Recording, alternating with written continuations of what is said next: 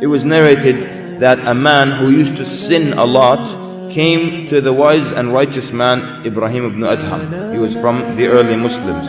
So he tells him, give me advice because I always sin. So Ibrahim ibn Adham then, rahimahullah, he's trying to shame him out of sinning in front of Allah subhanahu wa ta'ala. He says, if you want to sin against Allah, then go ahead and do so. Just don't eat or drink. Don't eat from Allah's food, and don't drink from the drink that He provides for you. Don't use His provision. So the man said, how can I do that when everything is provided from Allah? He said, does it make sense to sin against Allah while you're eating His food? The man says, you're right. Give me the second piece of advice. He said, if you insist on sinning against Allah while eating His food and drinking from His drink, then at least don't sin against Him on His land.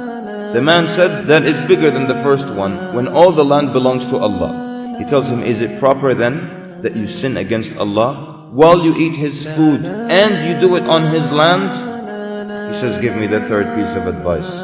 He said, the third piece of advice is, if you're going to insist upon doing all that, then at least sin where He can't see you. And the man says, this is even greater. He says, does it make sense that you sin against Allah on His land while eating from His food that He provides, and you do it right in front of Him? So the man says, give me the fourth piece of advice. He said, if you still insist upon sinning after all this, then continue sinning, but when the angel of death comes to take you, tell them to wait for you until you make 2 rak'at and you repent to Allah Azza wa Jal. He said, the angel won't allow me. He said, then when they're commanded to throw you into the hellfire, then refuse to go with them. And he says, they won't allow me.